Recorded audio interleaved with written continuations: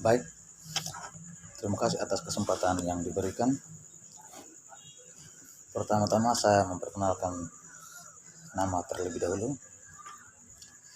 Nama saya Servasius Piangwaking. NIM saya 18030300052, kelas B semester 7. Kali ini saya akan memprodikan tugas ketiga saya, mata kuliah perencanaan dan kebijakan sosial.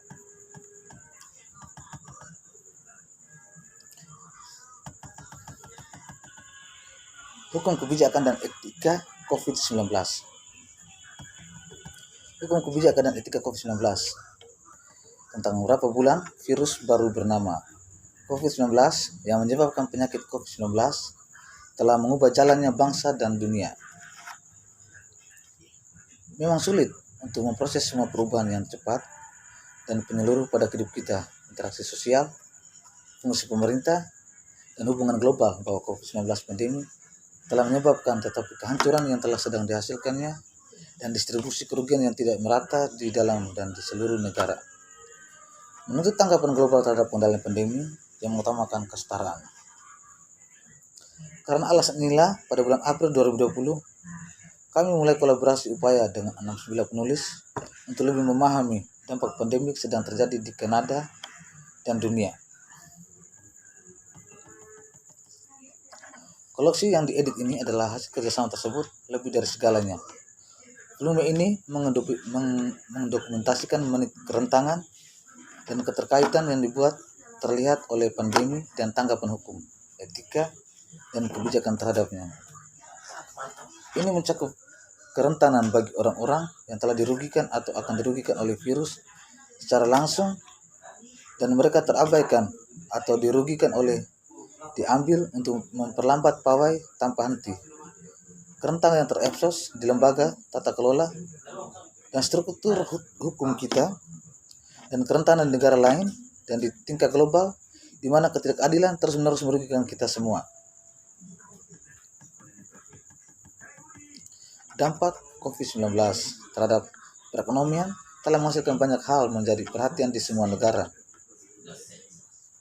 Dalam beberapa kebutuhan ekonomi, untuk membuka kembali disertai dengan budaya kebebasan dan perlawanan pribadi yang kuat terhadap intervensi disertai dengan budaya kebiasaan dan perlawanan pribadi yang kuat terhadap intervensi pemerintah.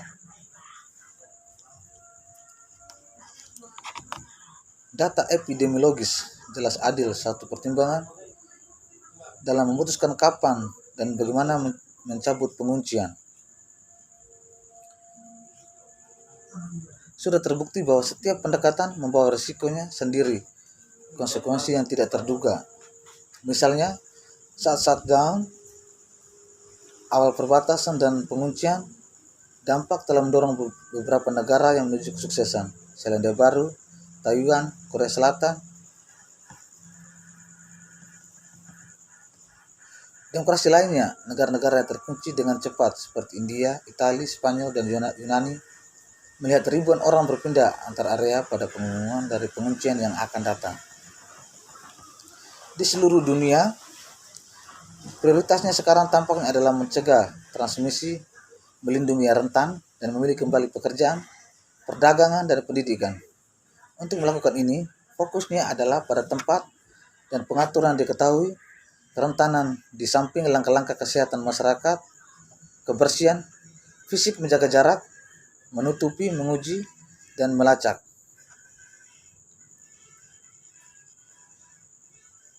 Kanada tidak kuat kinerja pengujian dan penelusuran jauh di bawah target pengujian. Dan ada perbedaan yang signifikan dalam tingkat pengujian di seluruh provinsi.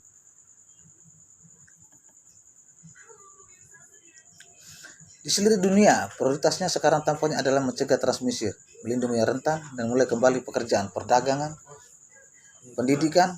Untuk melakukan ini, fokusnya adalah pada tempat dan pengaturan diketahui kerentanan di samping langkah-langkah kesehatan masyarakat, kebersihan, fisik, menjaga jarak, menutupi, menguji, dan melacak.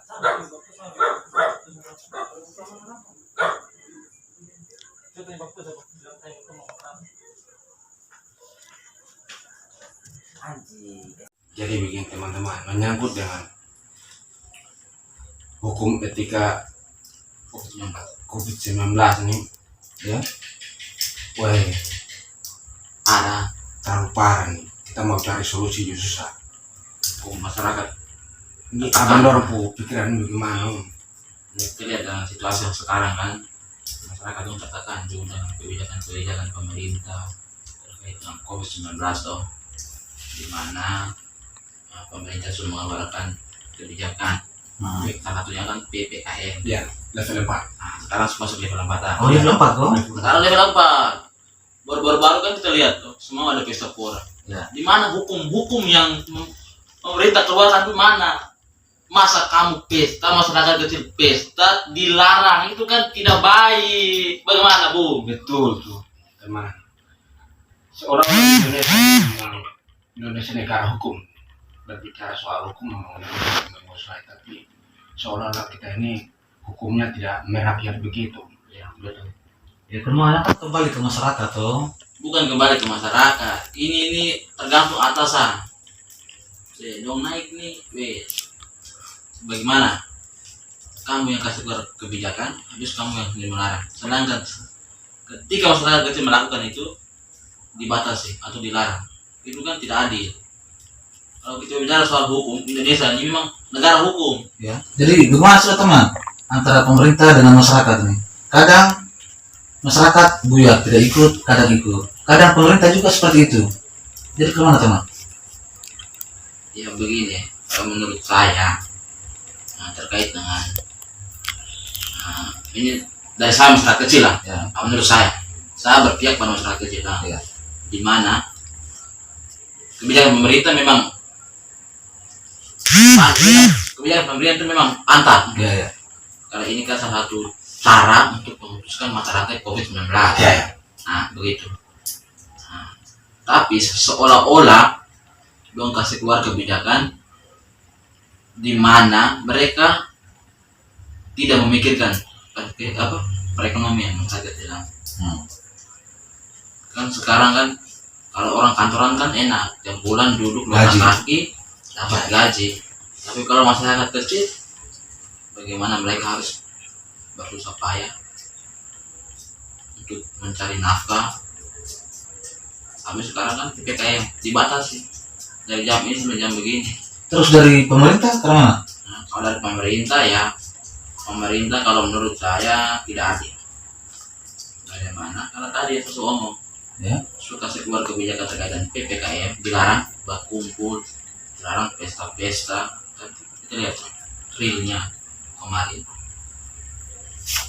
Jadi begitu hukumnya ya tajam untuk masyarakat, tapi tumpul buat mereka yang mengutarakan ini sebagai salah satu bentuk kesewenang-wenangan mereka sendiri. Begitu. Jadi ini intinya tumpul untuk pemerintah tapi tajam untuk masyarakat begitu. Iya, gitu. Sudah. Ya. Terus teman-teman, mulai tadi ini kita bahas banyak kan ke hukum. Terus kira-kira kebijakan dari pemerintah itu apa saja? Kebijakan pemerintah. Ya, kebijakan pemerintah. Ya, kebijakan pemerintah terkait apa? Terkait untuk seimbang dan hukum toh. Tapi kita lihat sekarang kan hukum pemerintah dalam penanganan COVID-19 kalau ditinjau dari perspektif hak asasi atas kesehatan. Nah, kita tertuju pada kesehatan dulu. Kesehatan ya. Atau Bu, kemana Bu? Kesehatan. Sekarang kita diharuskan untuk melakukan vaksinasi. Ya. Gitu. Vaksinasi. Tapi kenyataannya banyak masyarakat yang belum melakukan vaksinasi. Ya. Itu karena yang pertama kurangnya informasi atau masyarakat kurang mengikuti informasi terkait dengan vaksinasi. Sekarang masyarakat kan belum vaksin pertama saja belum Ya. dari sekian banyak. Itu karena yang begini terkait dengan vaksinasi ya. Terkait dengan vaksinasi, kalau kita lihat dari ini salah satu apa bagaimana ya? Pokoknya vaksin itu untuk transportasi begitu, kelengkap transportasi atau gimana? Iya, terus salah satunya kelengkapan terus saya terus supaya kita kemana-mana, tapi kita kemana-mana kan harus ada Surat vaksin. Begitu supaya supaya dong tahu bahwa kita sudah divaksinasi tuh, supaya ketika Sampai di tujuan. mana dua masih bingung. Cabut otaknya aku tidak. Jadi teman, begini, berbicara soal transportasi ini ada dua. Yang pertama, Ya. vaksinasi. Yang kedua, rapid test. Nah, Tapi beberapa hari kemudian ini nah, Gubernur telah mengeluarkan surat untuk vaksinasi itu keluar dari luar NTT. Kalau dalam NTT tidak menggunakan vaksinasi. Dan sekarang rapid test. Rapid test itu juga Gubernur baru mengeluarkan surat bahwa beberapa hari kemudian ini sudah menggunakan rapid test, sudah gratis bagi masyarakat untuk bertransportasi. oh gitu. Jadi kebijakan yang diambil pemerintah ini Ya. Baik adanya, sudah baik. adanya. Yang pertama kita Dia tidak merugikan masyarakat kecil maupun para pejabat. begitu. Baik, mungkin cuma itu saya Prodi dari kami. Terima kasih.